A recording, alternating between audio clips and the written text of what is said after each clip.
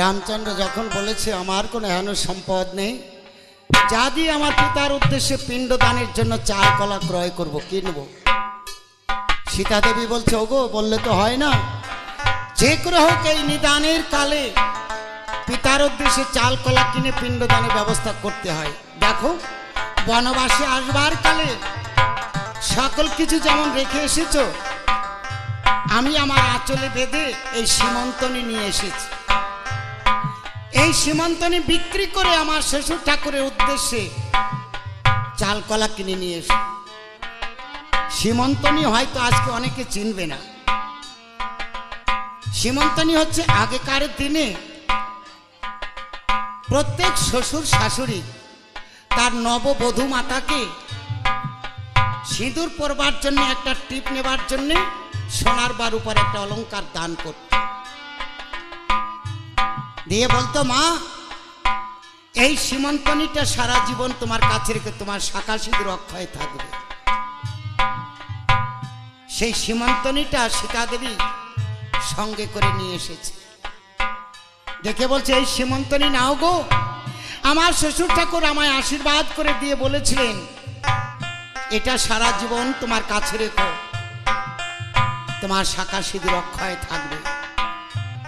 দেখো আজকে আমার শ্বশুর ঠাকুরের এই নিদান কালে তারই আত্মার উদ্ধারের জন্য এটা বিক্রি করে চাল কলা কিনে নিয়ে এসে রামচন্দ্রের হাতে দিয়েছে। রামচন্দ্র সেই সীমন্তনী নিয়ে মুনিদের নগরে গিয়ে উপস্থিত হয়েছে। আর সকল মুনিগণ ডেকে ডেকে বলছে রামচন্দ্র, আমরা এই পাহাড়ে পর্বতে থাকি, আমরা সাধনা ভজনা করি, আমরা সীমন্তনী কিনব না। নারীর অলংকার আমরা কি করব, আমাদের স্ত্রী নেই। সীমন্তনী ওখানে বিক্রি হলো না, আরেক জায়গায় গেল। আরেক মুনিরা ওই একই কথা বলে, কেউ সীমন্তনী আর কিনলো না, বেলা অধিক হয়ে যায়। সীতা দেবী বলেছে ওগো, বেলা পূবে থাকতে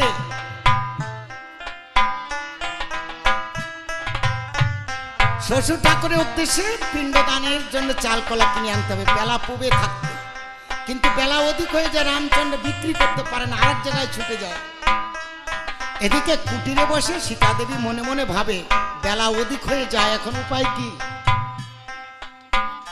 তাহলে শীঘ্র করে যাই, আমি ব্রাহ্মণকে ডেকে নিয়ে ফল্গু নদীর জলে আমি এই নদী হতে বালি তুলে আমি ব্রাহ্মণকে দিয়ে মন্ত্র বলে পিণ্ড দান করব। শুনেছি রামচন্দ্রের নামের গুণে সাগর জলে শিলা ভেসে থাকে। মাধবের কাষ্ঠতরী পদস্পর্শে শোনা হয়েছে অহল্যা পাষাণী উদ্ধার হয়েছে। তাহলে রাম নামের গুণে কেন এই বালির পিণ্ড চালকলা হবে না? আমি যাই, আমি ব্রাহ্মণকে ডেকে নিয়ে ফাল্গু নদীর কুলে গিয়ে পিণ্ড দান করব। তাই ব্রাহ্মণকে নিয়ে সীতা দেবী ফাল্গু নদীর কিনারেতে ওই নদী হতে বালি তুলে সীতা দেবী ব্রাহ্মণকে মন্ত্র উচ্চারণ করিতে বলিল।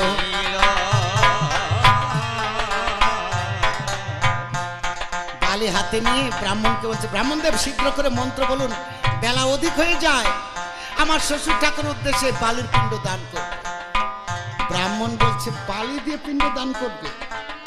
আমা, এই জগতে সকলে কত চাল কলা কত সামগ্রী দেয়, আর তুমি বালি দিয়ে পিণ্ড দান করবে? তোমার শাশুড়ি তাতে স্বর্গে যাবে? দাও, তোমার ইচ্ছা তুমি দাও, আমার মন্ত্র বলার দরকার বলবো, আমার দক্ষিণাটা পাইলেই হলো। ব্রাহ্মণের তো দক্ষিণা লোক। বলছে বেশ, তবে শোনো মা, হাতে করে ওইভাবে নিলে তো হবে না, পিণ্ড দান করতে গেলে একটা নিয়ম আছে। নিয়মটা কি জানো?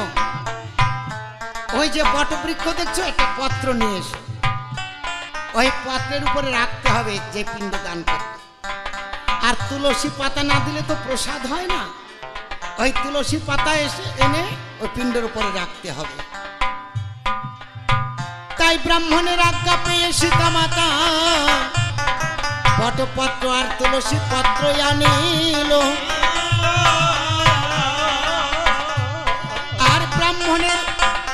মন্ত্র বলে বলে নয়ন জলে ভাসিতে লাগিল।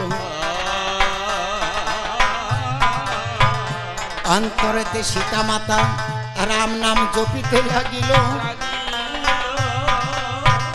আর ব্রাহ্মণের মন্ত্র বলে বলে বালুর পিণ্ডর উপরে জাল করা দিল। আর সেই বালুর পিণ্ড ওই ফল্গু নদীর জলে যখন ভাসাইয়া দিল, আজ রাম নামের গুণে চাল কলা হইয়া সেই পিণ্ড ভাসিতে লাগিল। আজকে সীতামায়ের ভক্তির গুণে রাম নামের বলে ওই বালুর পিণ্ড চাল কলা হয়ে ভাসছে। দশরথের আত্মা এসে যখন সেই পিণ্ড গ্রহণ করিল, আর পুষ্পরথে উঠে রাজা দশরথের আত্মা স্বর্গেতে চলিল। এই দৃশ্য তথায় সকলে দেখিতে পাই।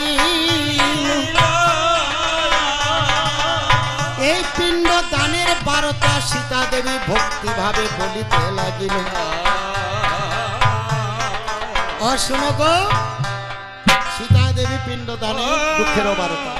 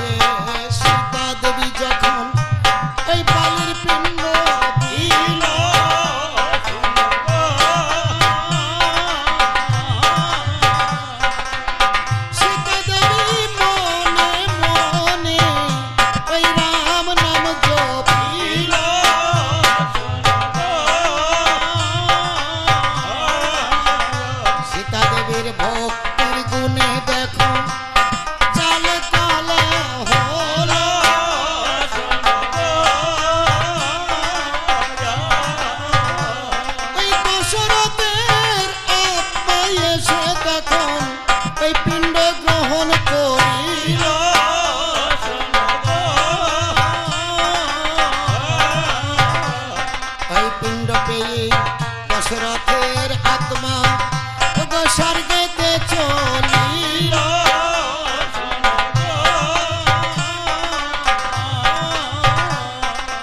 ওই গঙ্গা তীরে সকলে যখন এই দৃশ্য দেখিল,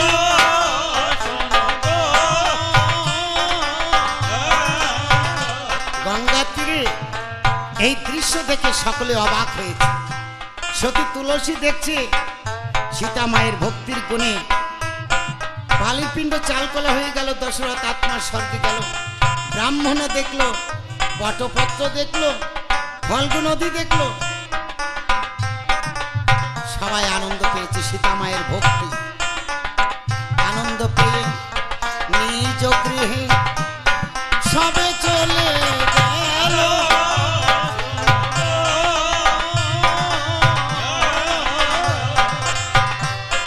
আনন্দ মনে সীতা দেবী তাহার পর্ণ কুটিরে এলো।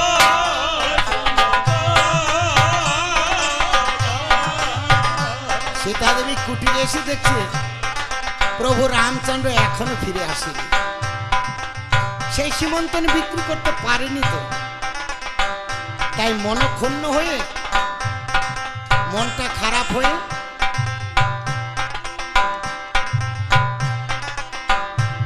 রামচন্দ্র সেই সীমন্তনী হাতে করে নিয়ে ফিরে আসছে। দেখে বলছে সীতা, এই দেখো সীমন্তনী বিক্রি করতে পারিনি,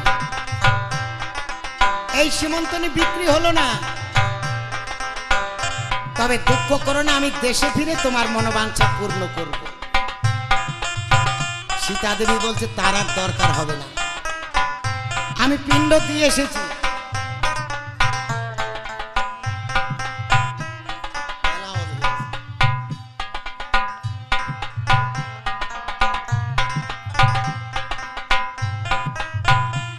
আমি পিণ্ড দিয়ে এসেছি, আর পিণ্ড দিতে হবে না গো। রামচন্দ্র বলছে পিণ্ড দিলে চাল কলা কোথায় পেলে? সীতা দেবী বলছে চাল কলা দিয়ে না, ওই ফল্গু নদী থেকে বালি তুলে বালির পিণ্ড দান করেছে। রামচন্দ্র বলছে বলো কি, জগতে সকলে চাল কলা দেয়, কত সামগ্রী দিয়ে দান করে, আর তুমি বালুর পিণ্ডে দিলে, এতে আমার পিতা কি স্বর্গে গেছে? বলে হ্যাঁ গো, তোমার পিতা পুষ্পরাতে স্বর্গে গেছে, সকলে দেখেছে। কারা দেখেছে? ব্রাহ্মণকে ডেকেছিলে, মন্ত্র বলেছিলে? বলে হ্যাঁ। আমার তো বিশ্বাস হয় না। যখন বিশ্বাস হয় না বলেছে, সীতা দেবীর মনে বড় কষ্ট পেয়েছে। বলে কি আমাকে অবিশ্বাস করে? ওগো, যদি বিশ্বাস না করো তাহলে চলো ব্রাহ্মণের কাছে শুনবে। ব্রাহ্মণ স্বচক্ষে দেখেছে, তিনি মন্ত্র বলে দিয়েছে, আর সেই মন্ত্র পড়ে যখন পিণ্ড করলাম দান, আর সেই পিণ্ড পেয়ে আমার শ্বশুর ঠাকুর স্বর্গে করেছে গমন। বলছে তাহলে চলো দেখি সেই ব্রাহ্মণের কাছে। তখন রাম ও সীতা ওই জনতে করিল গমন।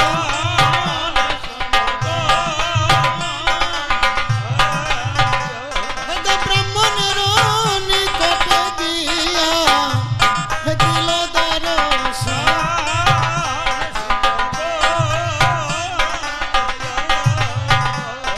ব্রাহ্মণের কাছে গিয়ে রামচন্দ্র বলছে, হে ব্রাহ্মণ দেব, আমার সীতা করেছে নাকি বালুর পিণ্ড দান, তুমি তাতে করেছো মন্ত্র উচ্চারণ, আমার পিতা দশরথ কি স্বর্গে করেছে গমন।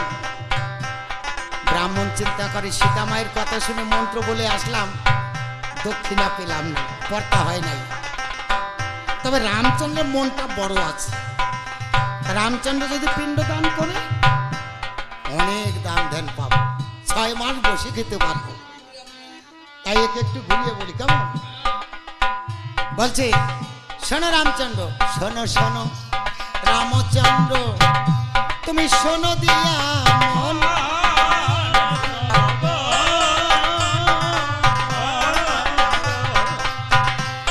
সীতা দেবী পিণ্ড দেয়নি, তুমি আবার করো আয়োজন।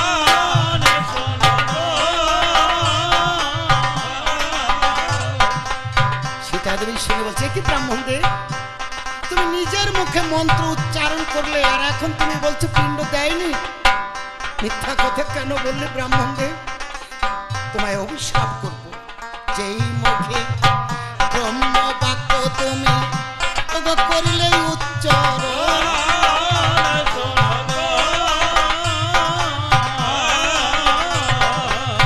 তোমার ব্রহ্ম বাক্যে জীবনে আর চলবে না।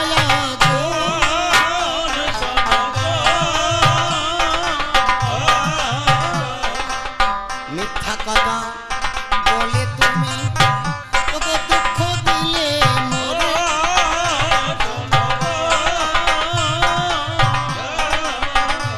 তুমি অর্থ লোভে ঘুরে বেড়াবে কত দেশে দেশে।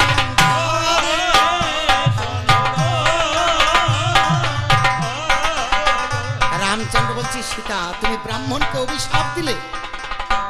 ব্রাহ্মণ যদি মিথ্যা বলে থাকে আর কে ছিল? বলে ওগো আছে সতী তুলসী, সে তো সতী, সদা সর্বক্ষণ সত্য কথা বলে, তবেই তো সে সতী হয়েছে। চলো সতী তুলসীর কাছে যাই, সতী তুলসী মিথ্যা বলবে না, তুলসী পত্র দিয়ে আমি প্রসাদী করেছি। রাম সীতা ওই জনতে করিল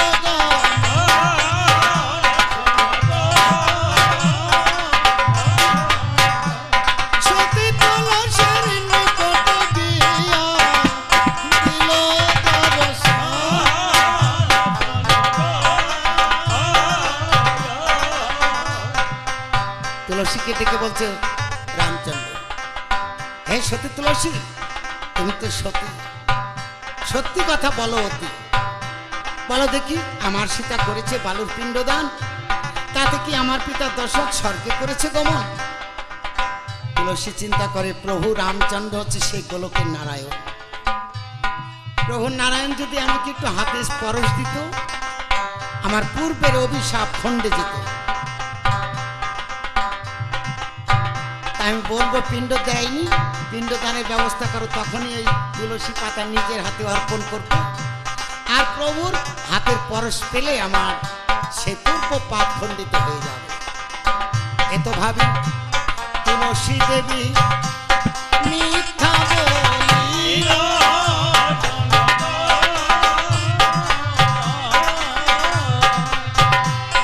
সীতা দেবী পিণ্ড দেয়নি, সে কেমনে স্বর্গে গেল।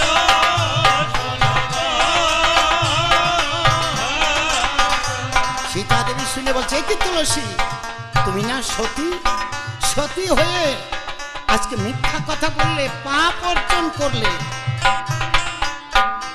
মিথ্যা কথা বললে পাপ হয়, তুমি জানো না?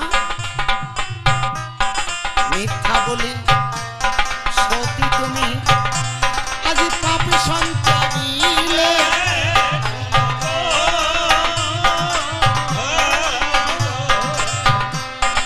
এ পাপ তোমার কেটে যাবে কুকুরে ঘরে প্রস্রাব করিলে।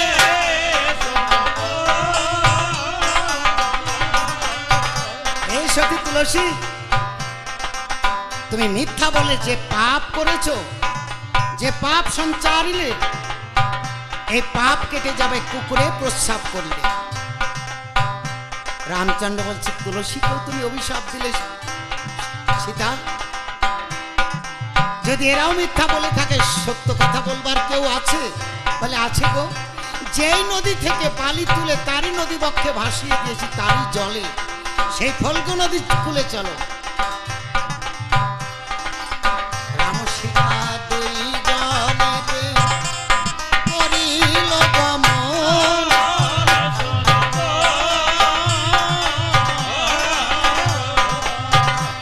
ফল্গু নদীর কূলে গিয়া দিল দর্শন।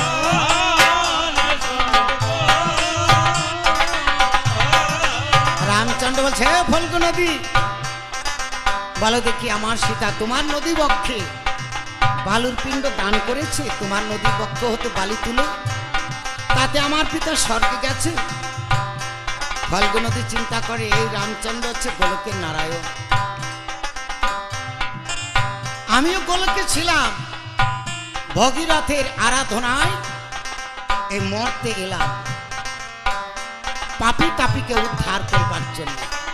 আমার এই গঙ্গা জলে কত পাপী তাপী এসে স্নান করে, তাদের পাপ ধুয়ে দিয়ে যায়, আর আমি সকল পাপ বহন করি। এই প্রভু নারায়ণ যদি আমার নদী বক্ষে পদ রাখত, তার যুগল পদ আমার বক্ষে ধারণ করলে আমার পাপ ঘুচে যেত। তাই বলবো সীতাদের পিণ্ড দেয়। এত ভাবি ফল্গু নদী মিথ্যা বলিল,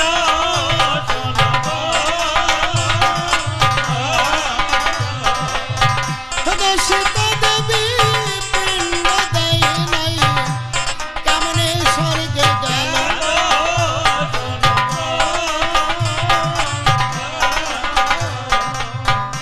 সীতা দেবী শুধু চোখের জলে ভাসছে আর কাঁদছে। কি তোমরা সকলে মিথ্যা কথা বলছো?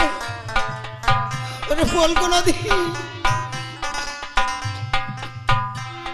তোমার নদী বক্ষ হতে আমি বালি তুলে পিণ্ড দিয়েছি, আর তুমি মিথ্যা কথা বললে, তোমায় অভিশাপ দেব। মিথ্যা বলে ফল্গু নদী আমার বুকে আগুন জ্বালালে।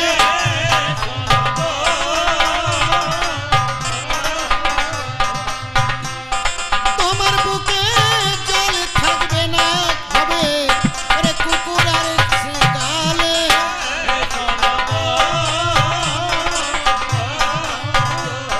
তোমার নদী বক্ষে জল থাকবে না, আর কুকুর আর শিগাল পার হয়ে যাবে। আমার বুকে যেমন আগুন জ্বলিয়ে দিয়েছো, তোমার বুকেও আগুন জ্বলবে। অন্তশিলা হইয়ে তুমি এবার থাকবে চিরকাল।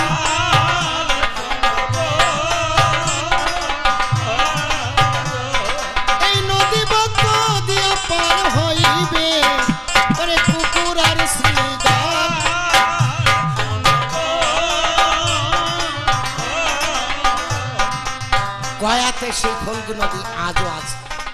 যারা গয়াতে পিণ্ড দান করতে যান দেখতে পারে এই ফল্গু নদী নদী নামে পরিচিত, কিন্তু জল নেই, অন্তশিলা হয়ে আছে। মানে বালি খুঁজলেই নিচে জল, নিচে দিয়ে স্রোতও বয়। সীতার অভিশাপ। রামচন্দ্র বলছে, সীতা তুমি ফল্গু নদীকে অভিশাপ দিলে, তাহলে সত্য বলবে কে? বলে ওগো, যে পাতার উপরে রেখে পিণ্ড সাজাতে হয় সেই বটবৃক্ষের কাছে চলো। আমি বটপত্র দিয়ে পিণ্ড সাজিয়েছিলাম। রাম সীতা দুই জনেতে করিল গমন,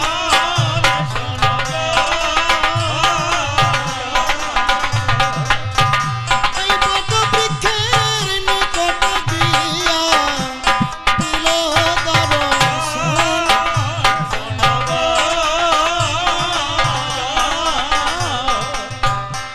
রামচন্দ্র বলছে, বটবৃক্ষ তুমি বলো দেখি, আমার সীতা দেবীকে তোমার পত্র তুলে ব্রাহ্মণকে ডেকে তুলসী পত্র এনে ফল্গু নদীর জলে বালুর পিণ্ড করেছে দান, তাতে আমার পিতা স্বর্গে করেছে গমন। বটবৃক্ষ চিন্তা করে, এখন যদি মিথ্যা কথা বলি কেউ আর বটপত্র ব্যবহার করবে না পিণ্ড দানের জন্য। আর আমি সত্যি কথা বলবো যে আমার পাতার উপরে পিণ্ড সাজালে সেই পিণ্ড পেয়ে আত্মা স্বর্গে যায়। তাহলে রামচন্দ্রর মতন সকলের পিতা মাতার শ্রাদ্ধ কাজের জন্যই বটপত্র ব্যবহার করবে। আমার জগতে কত মান বেড়ে যাবে, সকলে বাড়লে আমার কত মান্য হবে। এত ভাবে বটবৃক্ষ সত্য বলিল,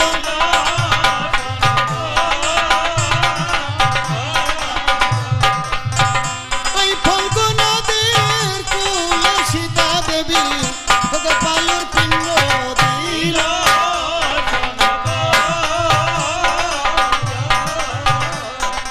যখন বালুর পিণ্ড দিয়েছে বলেছে, সীতা দেবীর মনে এতক্ষণে শান্তি এসেছে।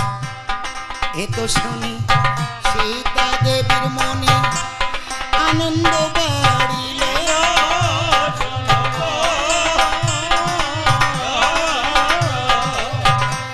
সীতা দেবীর মনে আগুন তখন নিভে গেল। সীতা দেবী ডেকে বলছে, হে বটবৃক্ষ, তুমি যেমন সত্য বলে আমার মনের আগুন নিভিয়ে দিয়েছ, আমি তোমায় আশীর্বাদ করে যাব।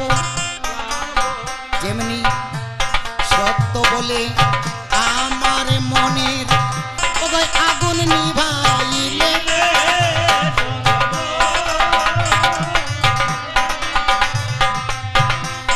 সকলের মনের জ্বালা যাবে তোমার বৃক্ষ তলে এলে।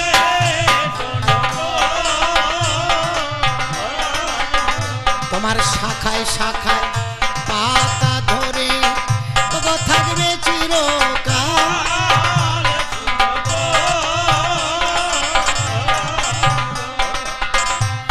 চারি যুগে অমর রইবে কেন সাল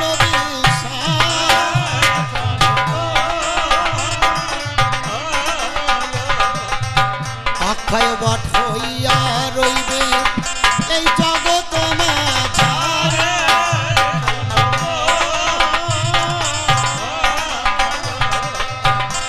সীতা দেবীর পিণ্ড করে রাজা ওরে গেল স্বর্গপুরে।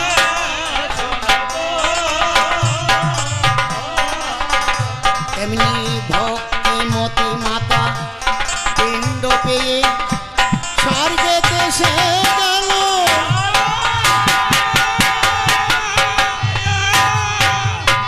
ওই পুত্রবধূর পিণ্ড পেয়ে মাতা স্বর্গে দেশে গেল।